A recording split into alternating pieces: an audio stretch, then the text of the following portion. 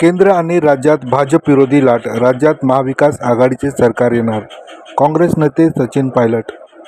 केंद्र आणि राज्य सरकारच्या विरोधात जो वातावरण आहे त्याचा फायदा इंडिया अलायन्स महाराष्ट्राच्या निवडणुकीत फायदा होणार असल्याची प्रतिक्रिया काँग्रेस नेते सचिन पायलट यांनी केली.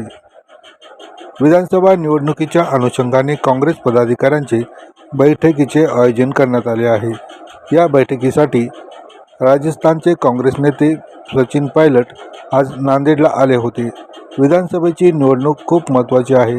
लोकसभा निवडणुकीत महाराष्ट्राच्या जनतेने काँग्रेसला साथ दिली आहे. या निवडणुकीत ही महाविकास आघाडी जनता साथ देणार आहे. राज्यात महाविकास आघाडीचे सरकार येणार असा विश्वास सचिन पायलट यांनी व्यक्त केला.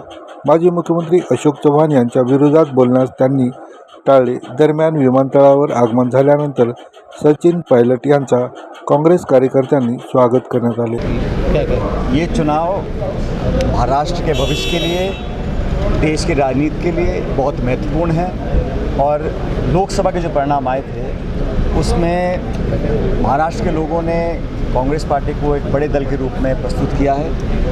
लोकसभा के बाद आज विधानसभा के चुनाव हैं. हमारा गठबंधन बहुत मजबूत है, कार्यकर्ता में उत्साह है और केंद्र सरकार और राज्य सरकार के खिलाफ जो माहौल आज पूरे प्रदेश में है उसका फ़ायदा हमारे उम्मीदवारों को मिलेगा.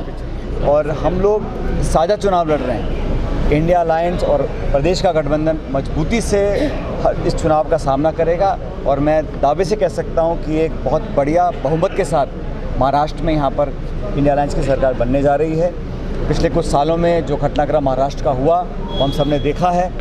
जनता अब एक स्थिर, ईमानदार और ऐसी सरकार चाहती है जो जनता का ध्यान रखे. खुद का स्वार्थ पूरा करने के लिए जो लोग सत्ता में आज बैठे हैं उन लोगों को बाहर जाना पड़ेगा और महाराष्ट्र का संदेश पूरे देश में फैलेगा.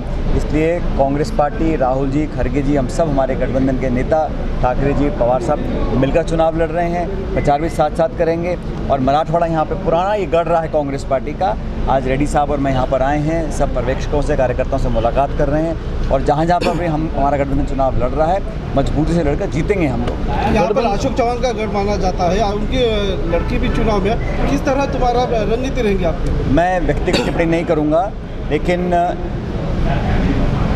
कांग्रेस किसी भी एक व्यक्ति या एक नेता से बड़ी है और मैं इसलिए कह रहा हूँ कांग्रेस एक विचारधारा है.